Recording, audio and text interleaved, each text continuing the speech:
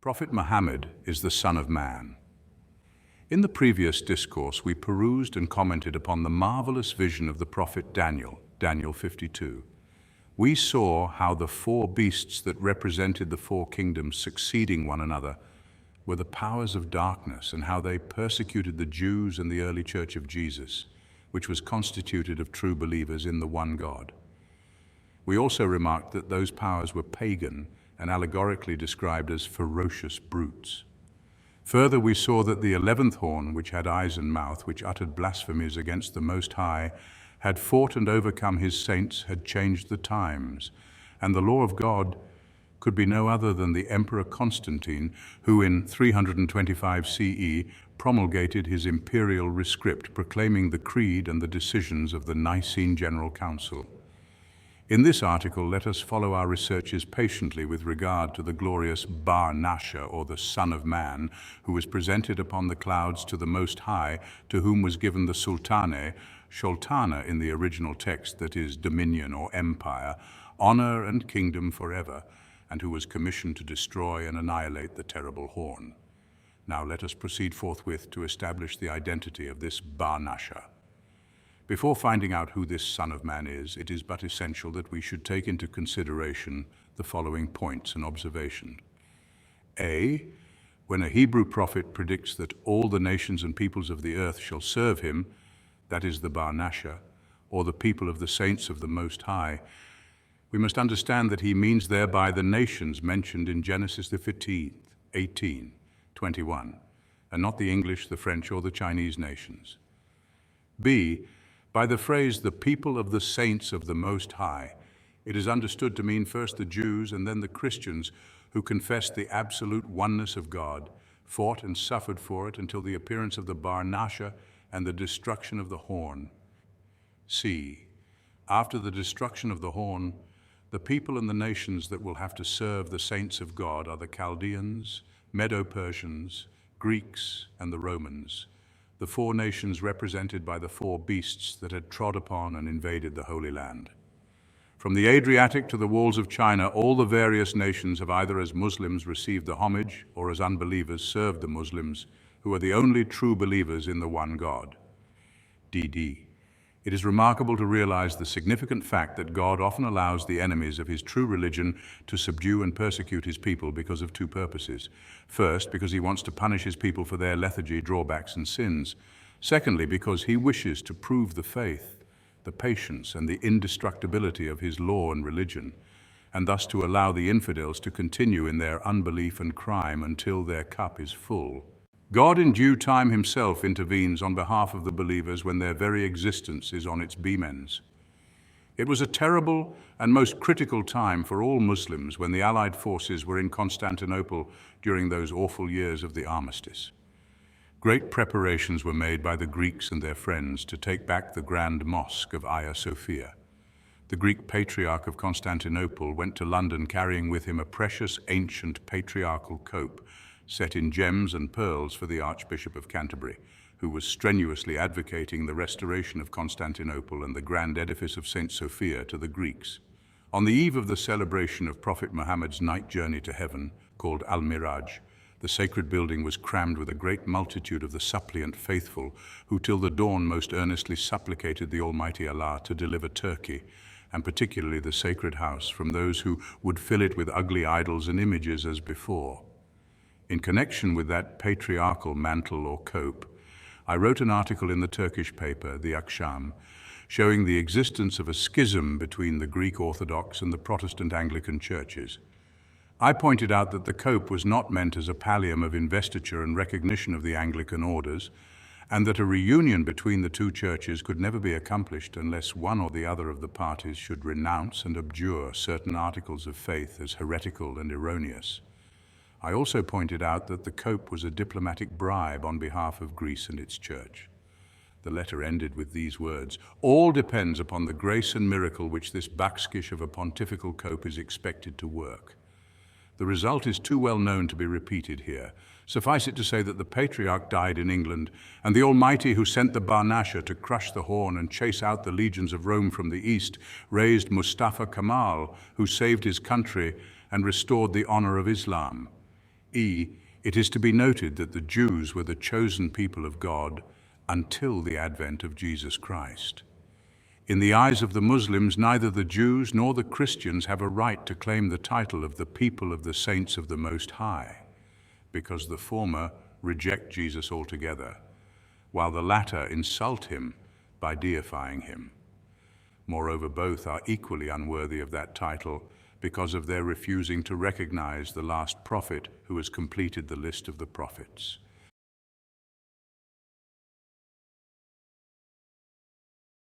We shall now proceed to prove that the BAR NASHA, the Son of Man, who was presented to the Ancient of Days and invested with power to kill the monster, was no other than Prophet Muhammad, whose very name literally means the praised and illustrious.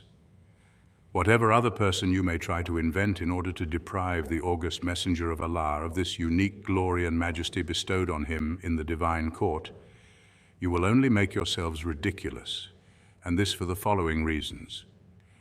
First, we know that neither Judaism nor Christianity has any particular name for its faith and its system.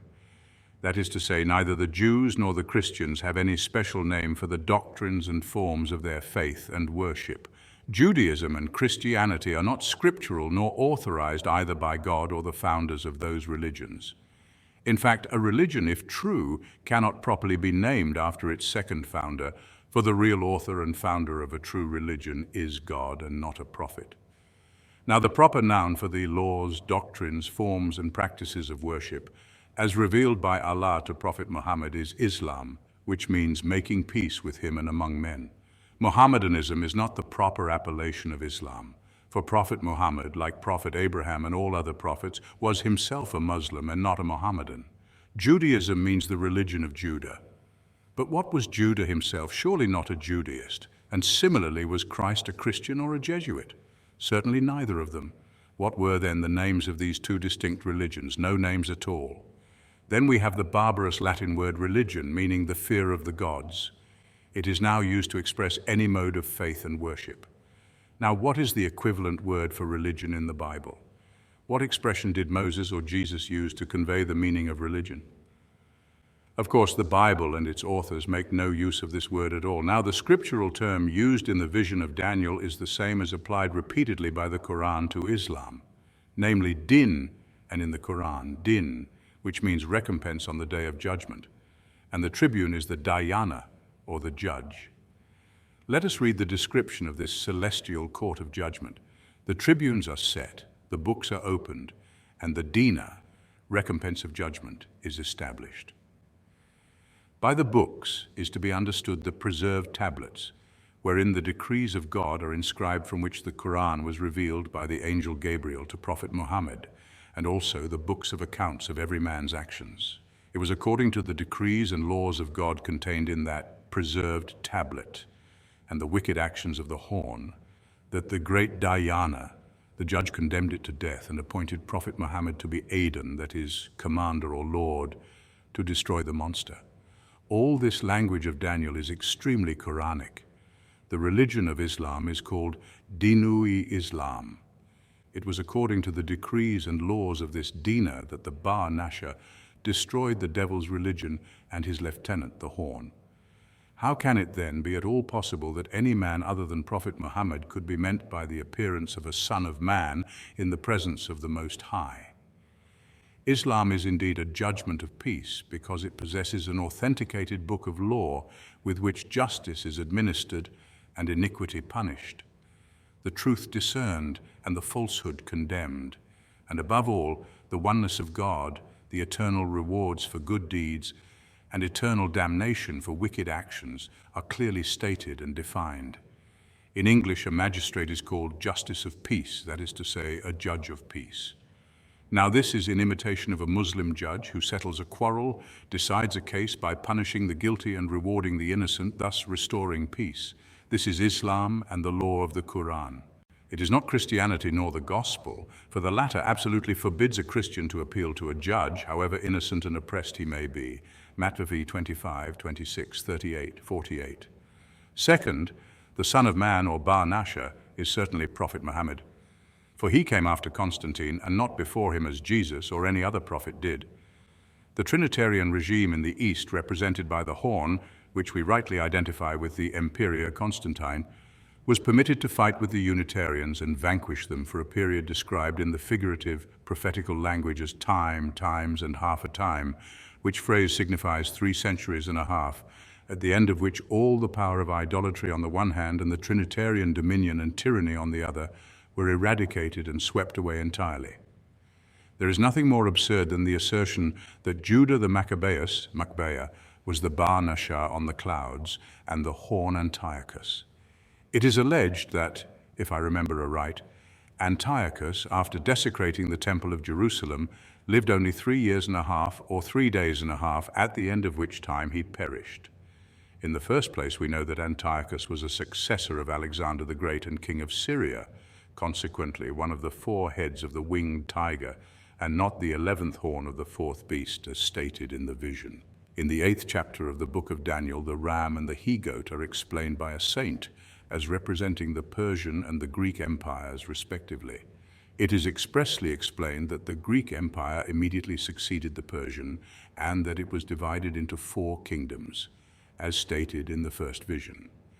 Secondly, the horn with the speech indicates that the person who blasphemed and changed the law and holy days could not be a pagan, but one who knew God and associated with him purposely the other 2 persons whom he had equally known, and perverted the faith. Antiochus did not pervert the faith of the Jews by instituting a trinity or plurality of gods, nor did he change the law of Moses and its festival days. Thirdly, it is childish to give such a magnitude and importance to local and insignificant events which took place between a petty king in Syria and a small Jewish chief, so as to compare the latter with the glorious man who received the homage of the millions of angels in the presence of the Almighty. Moreover, the prophetic vision describes and depicts the BAR NASHA as the greatest and the noblest of all men, for no other human being is reported in the Old Testament to have been the object of such honor and grandeur as Prophet Muhammad. Third, it is equally futile to claim for Jesus Christ this celestial honor given to the Son of Man. There are 2 main reasons to exclude Jesus from this honor. A, if he is purely a man and prophet, and if we consider his work a success or failure, then he is certainly far behind Muhammad. But if he is believed to be the 3rd of the 3 in the Trinity, then he is not to be enlisted among men at all. You fall into a dilemma and you cannot get out of it, for in either case, the BAR NASHA could not be Jesus. B, if Jesus was commissioned to destroy the 4th beast, then instead of paying poll tax or tribute to Caesar and submitting himself to be bastinadoed or whipped by the Roman governor Pilate, he would have chased away the Roman legions from Palestine and saved his country and people. 4th point. There has never lived upon this earth a prince, prophet like Muhammad, who belonged to a dynasty that reigned for a long period of about 2,500 years, was absolutely independent and never bent its neck under a foreign yoke. And certainly there has never been seen on earth another man like Prophet Muhammad, who has rendered more material and moral service to his own nation in particular and to the world in general. It is impossible to imagine another human being so dignified and so worthy as Prophet Muhammad for such a magnificent glory and honor as depicted in the prophetic vision. Let us just compare the great prophet Daniel with the BAR NASHA he was beholding with awe and wonder. Daniel was a slave or captive, though raised to the dignity of a vizier in the courts of Babylon and Susa. What would, in the presence of the Almighty, be his position when compared with Prophet Muhammad, who would be crowned as the Sultan of the prophets, the leader of mankind, and the object of the angels' homage and admiration? Small wonder that the prophet David calls Prophet Muhammad my Lord, Pisa C10. 5th, it is no wonder to find that on his night journey to heaven, Prophet Muhammad was received with the highest honors by the Almighty and invested with power to extirpate idolatry and the blasphemous horn from countries given by God to him and to his people as an everlasting heritage. 6th, another most amazing feature in this prophetic vision is, according to my humble belief, that the sight of a BAR NASHA upon the clouds and his presentation to the Almighty corresponds with and is simultaneous with the mirage, or night journey of the Prophet Muhammad. In other words, this second part of the vision of Daniel is to be identified with the mirage. There are indeed several indications, both in the language of Daniel and in the Hadith, the quotations of the Prophet of Allah, which lead me to this belief. The Quran declares that during that night journey, God transported his worshipper from the sacred mosque at Mecca to the far-off temple of Jerusalem. He blessed the precincts of that temple, then in ruins, and showed him his signs, chapter 16. It is related by the Holy Prophet that at the temple of Jerusalem he officiated in his capacity as the Imam and conducted the prayers with all the company of the prophets following him. It is further related that it was from Jerusalem that he was carried up unto the seventh heaven, being accompanied by the spirits of the prophets and angels, until he was taken to the presence of the Eternal. The modesty of the prophet, which forbade him to reveal all that he saw, heard, and received from the Lord of hosts, is made good by Daniel, who narrates the decision of God's judgment. It appears that the spirit which interpreted the vision to Daniel was not an angel, as thoughtlessly remarked by me elsewhere, but the spirit or the soul of a prophet, for he calls Kaddish in the masculine gender and Kadush, Ivor 10, Beat 13, which means a saint or a holy man, a very usual name of the prophets and saints. How glad must have been the holy souls of the prophets and the martyrs who had been persecuted by those four beasts, especially more so, when they saw the decree of death being pronounced by the Almighty against the Trinitarian regime of Constantine, and the seal of the prophets being commissioned to kill and annihilate the uttering horn. It will also be remembered that this vision was seen as well during the same night in which took place the journey of the Son of Man Nasha from Mecca to the heavens. From the testimony of Daniel, we as Muslims must admit that Prophet Muhammad's journey was corporeally performed, a thing of no impossibility to the omnipotent. There must exist a law in physics according to which a body is not controlled by the main body to which it belongs, or by the law of gravitation, but by the law of velocity. A human body belonging to the earth cannot escape from it unless a superior force of velocity should detach it from the force of gravitation. Then there must also exist another law in physics according to which a light body can penetrate into a thick one, and a thick body into an even still thicker or harder one through the means of a superior force, or simply through the force of velocity. Without entering into the details of this subtle question, suffice it to say that before the force of velocity, the weight of a solid body, whether moved or touched, is of no concern. We know the rate of the velocity of the light from the sun or a star. If we discharge a bullet at the rate, say, of 2,500 meters a second, we know it penetrates and pierces a body of iron plate which is several inches thick.